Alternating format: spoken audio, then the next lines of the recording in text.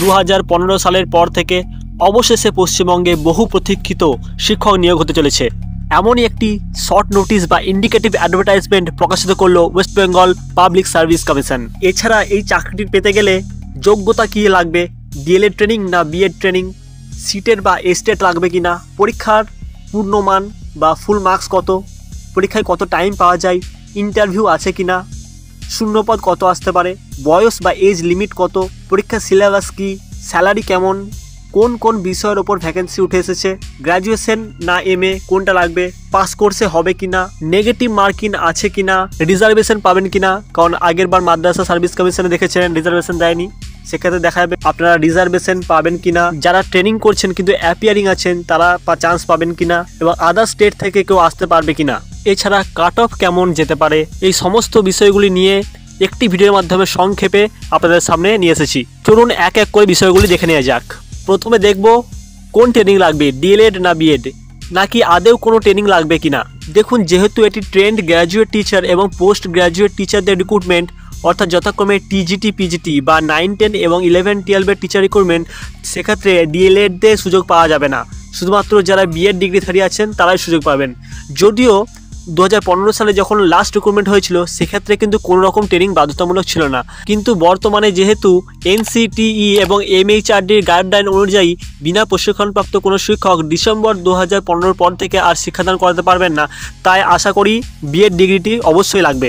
9, 10 অর্থাৎ trend graduate teacher বা TGT, এটি পেতে গেলে আপনাকে অবশ্যই গ্র্যাজুয়েশন থাকতে হবে উইথ অনার্স অ্যান্ড 50% মার্কস যদি আপনি জেনারেল হন, এবং যদি আপনার রিজার্ভেশন থাকে এসসি এসটি ওবিসি বা পিএইচ, সেক্ষেত্রে আপনার 5% ছাড় আছে, 45% হবে। কিন্তু যদি আপনার গ্র্যাজুয়েশন থাকে কিন্তু তা প্রোগ্রাম বা পাস গ্র্যাজুয়েট অর্থাৎ অনার্স না থাকে, সেক্ষেত্রে আপনার মাস্টার ডিগ্রি চাই, অর্থাৎ এমএ বা এমএসসি বা এমকম চাই, তবেই আপনি টিজিটি বা 9, 10-এর এক্সামে বসতে পারবেন। কিন্তু যদি আপনার এমএ করা থাকে উইথ অনার্স পেপার, আগে অনার্স তারপর এমএ করেছেন, তাহলে আপনারা পিজিটি অর্থাৎ পোস্ট গ্র্যাজুয়েট টিচার বা 11, 12-এর টিচার হওয়ার যোগ্যতা রাখেন উইথ 50% মার্কস, আর ট্রেনিং তো মাস্ট। যেমনভাবে যাদের গ্র্যাজুয়েশনে অনার্স নেই কিন্তু মাস্টার্স আছে বলে সে পিজিটিতে অ্যাপ্লাই করতে না পারলেও টিজিটিতে অ্যাপ্লাই করতে পারছে, ঠিক তেমনই যদি কারো অনার্সে 50% নাম্বার না থাকে কিন্তু মাস্টার্সে 50% নাম্বার থাকে, তাহলে সে অবশ্যই টিজিটিতে অ্যাপ্লাই করতে পারবে। এরপর দেখবো সিটেট বা এস্টেট লাগবে কিনা। আমরা আদার স্টেটে যেমন বিহারে এক্সাম দিতে গিয়ে দেখেছি টিজিটি বা পিজিটি রিক্রুটমেন্ট এক্সামে বসতে গেলে তার আগে তাদের স্টেট ক্লিয়ার থাকতে হয়, কিন্তু পশ্চিমবঙ্গে যেহেতু টিজিটি পিজিটি শিক্ষকদের জন্য আলাদাভাবে কোনো মাপকাঠি নেই যে স্টেট লাগবেই, সুতরাং তাদের চিন্তার কোনো কারণ নেই। আপনারা ডাইরেক্ট যেহেতু ট্রেনিং আছে এবং মাস্টার্স আছে আপনাদের বা গ্র্যাজুয়েশন আছে, আপনারা সরাসরি রিক্রুটমেন্ট এক্সামে বসতে পারবেন। আর এখানে যেহেতু বাংলা এবং ইংলিশ উভয় মিডিয়ামেই ভ্যাকেন্সি বেরিয়ে এসেছে, সুতরাং বাংলা মাধ্যমে আদার স্টেট থেকে ছেলেরা আসতে না পারলেও ইংলিশ মিডিয়ামে ভ্যাকেন্সি থাকায় আদার স্টেট থেকে কিন্তু কিছু ছেলে আসবে। তবে যেহেতু তারা আদার স্টেট থেকে বিলং করে, তাদেরকে আনরিজার্ভ হিসেবে ট্রিট করা হবে, অর্থাৎ তারা যদি এসসি এসটি ওবিসি বা পিএইচও হয় তাদেরকে জেনারেল হিসেবে ট্রিট করা হবে। এক্ষেত্রে জেনারেলদের ফাইটটা খুবই টাফ হবে। তাহলে যাদের বিএড ট্রেনিং আছে তাও তো 100% বসবে, কিন্তু এখন সবচেয়ে বড় প্রশ্ন হলো যারা অ্যাপিয়ারিং ক্যান্ডিডেট অর্থাৎ 23-25 সেশনে বা 24-26 সেশনে বিএড ট্রেনিং করছেন, তাদের কি হবে?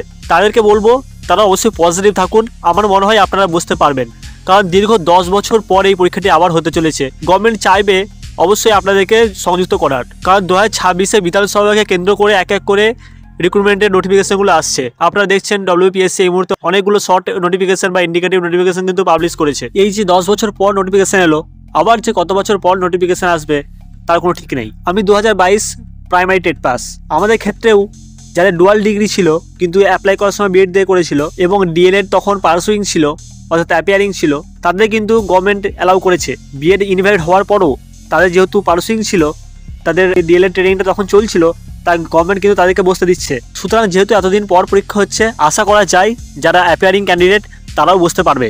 তবু যদি পরবর্তী ক্ষেত্রে জটিলতা তৈরি হয়, অবশ্যই আইনি পথ আপনারা বেছে নেবেন।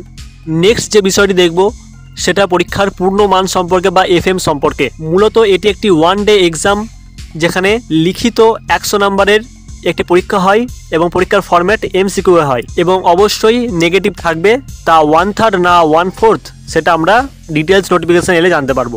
এই লিখিত এমসিকিউ পরীক্ষায় আপনি পাস করার পর আপনাকে ইন্টারভিউ রাখা হবে। ইন্টারভিউতেও 100 নম্বর থাকে, যে টোটাল 200 নম্বরের মেরিট লিস্ট তৈরি হয়। আর কাট অফের কথা যদি বলি, যদি আমরা প্রিভিয়াস ইয়ার দেখি, কাট অফ কিন্তু বেশ হাই যায়, বিশেষত জেনারেল।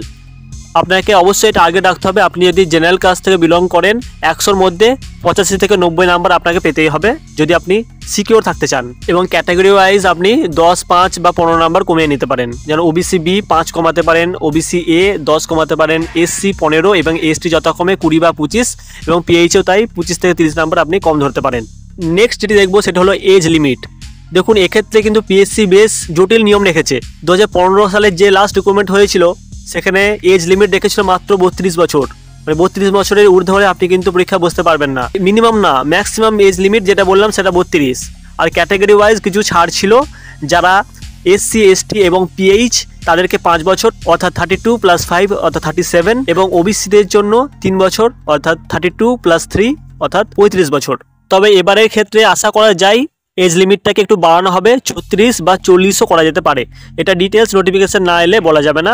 তবে আপনারা যারা এজ আপনাদের বেশি আছে, অবশ্যই বেশি আছে, কারণ দীর্ঘদিন পরীক্ষা হয় না পশ্চিমবঙ্গে, সেহেতু অবশ্যই এটা আপনারা 100% শিওর থাকুন যে 32 এজ লিমিট থাকবে না, অবশ্যই তার থেকে বাড়ানো হবে। 36 তো হতেই পারে, 40ও হতে পারে।